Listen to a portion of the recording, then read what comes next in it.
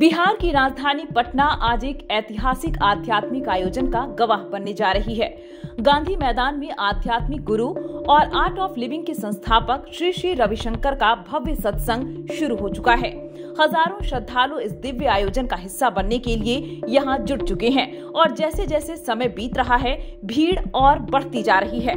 लोग अपने गुरु के प्रवचनों को सुनने के लिए उत्साहित हैं। तो वहीं भक्ति, संगीत और ध्यान की शक्ति से यह सत्संग एक आध्यात्मिक महायज्ञ में बदल चुका है। लेकिन इस सत्संग में इस बार कुछ ऐसा हो रहा है जो इतिहास में पहले कभी नहीं हुआ। यहाँ सिर्फ ध्यान और भक्ति नहीं, बल्कि इतिहास के एक महत्वपूर्ण और पवित्र अध्याय का साक्षात्कार भी होने जा रहा है।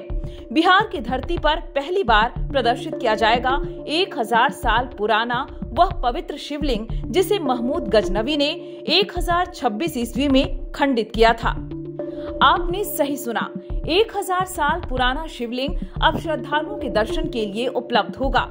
यह वही पवित्र अवशेष है जिसे सदियों तक एक अग्निहोत्री परिवार ने अपने पास सुरक्षित रखा था और अब पहली बार इसे सार्वजनिक रूप से प्रदर्शित किया जा रहा है। इस अद्भुत क्षण का गवाह बनने के लिए श्रद्धालुओं का उत्साह देखते ही बन रहा है। गुजरात से पटना तक इस शिवलिंग की यात्रा ऐतिहासिक रही है।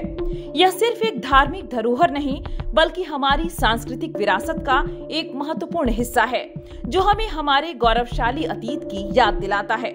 श्री श्री रविशंकर जब पटना पहुंचे तो सबसे पहले उन्होंने बिहार के डिप्टी सीएम सम्राट चौधरी से खास मुलाकात की। इस मुलाकात में बिहार की आध्यात्मिक विरासत, सांस्कृतिक धरोहर और विकास पर विस्तृत चर्चा हुई।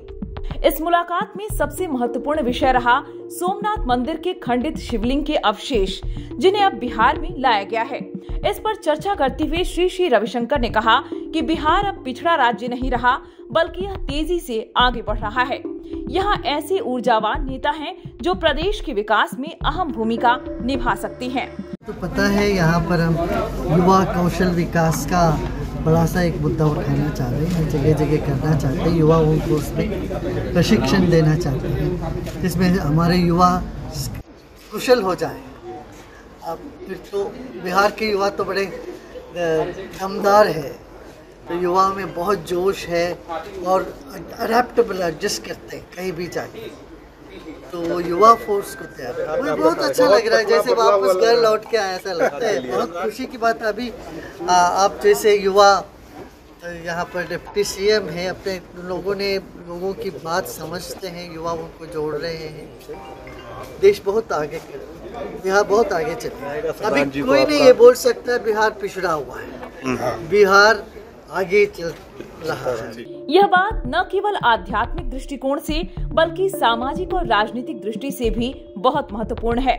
डिप्टी सीएम सम्राट चौधरी ने भी इस ऐतिहासिक पहल की सराहना की और कहा कि बिहार सरकार हर संभव सहयोग देने के लिए तैयार है। उन्होंने यह भी कहा कि ऐसे आयोजनों से राज्य की सांस्कृतिक और आध्यात्मिक पहचान को और मजबूती मिलेगी। इस महायज्ञ में श्रद्धालुओं को क्या क्या अनुभव करने को मिलेगा, आइए जानते हैं। श्री श्री रविशंकर मानसिक शांति, ध्यान और प्राणायाम की महत्ता पर प्रवचन देंगे। यह सत्र न केवल मानसिक शांति देगा, बल्कि लोगों के जीवन में एक नई ऊर्जा का संचार करेगा। सत्संग में भक्ति संगीत की गूंज से पूरा गांधी मैदान भक्तिमय वातावरण में बदल चुका है। प्रसिद्ध कलाकारों द्वारा भजन प्रस्तुत किए जा रहे हैं, जिससे लोगों के मन और आत्मा को शांति मिल रही है। इतिहास के इस पवित्र अवशेष के दर्शन श्रद्धालुओं के लिए एक अविस्मरणीय अनुभव होगा। यह पहली बार होगा जब यह शिवलिंग इतने बड़े स्तर पर सार्वजनिक रूप से प्रदर्शित किया जाएगा। पटना के गांधी मैदान में चारों ओर भक्ति और आध्यात्म का संचार हो रहा है। यह आयोजन बिहार की आध्यात्मिक और सांस्कृतिक पहचान को एक नई दिशा दे रहा है। पटना का गांधी मैदान इन दिनों एक दिव्य धाम में बदल चुका है। चारों ओर श्रद्धालु उमड़ पड़े हैं। सभी की आंखों में श्रद्धा का भाव और मन में भक्ति की लहरें उठ रही हैं।